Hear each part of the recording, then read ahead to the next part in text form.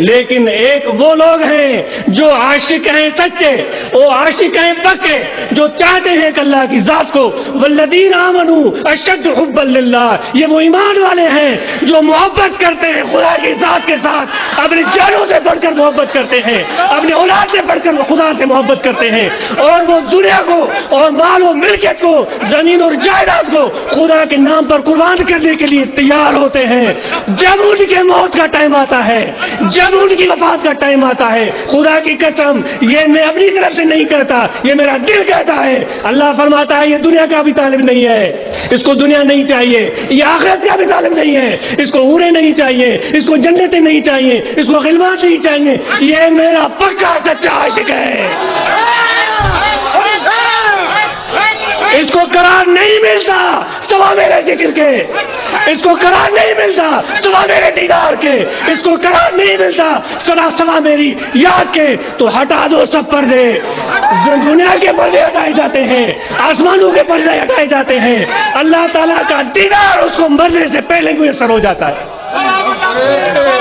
مرنے سے پہلے خدا کا جلوہ وہ دیکھ لیتا ہے، اور اس لیے وہ ہنستا ہے،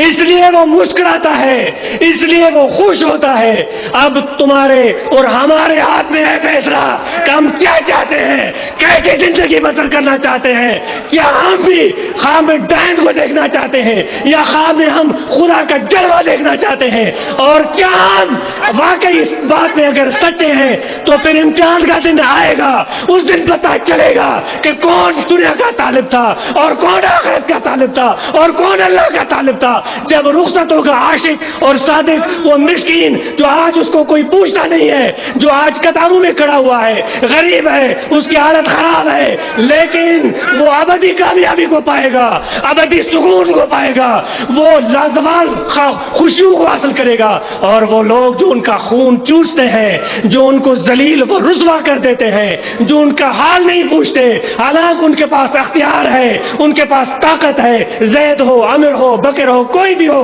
جب وہ خدا کے سامنے پیش ہوں گے کیا جواب دیں گے؟ اللہ تعالیٰ ان سے پوچھے گا میں نے تمہیں مال دیا تھا، میں نے تمہیں خزانہ دیا تھا، میں نے تمہیں بادشاہی دی تھی، میں نے تمہیں سلطنت دی تھی، بتاؤ تو نے میرے بندوں کے ساتھ کیا معاملہ کیا؟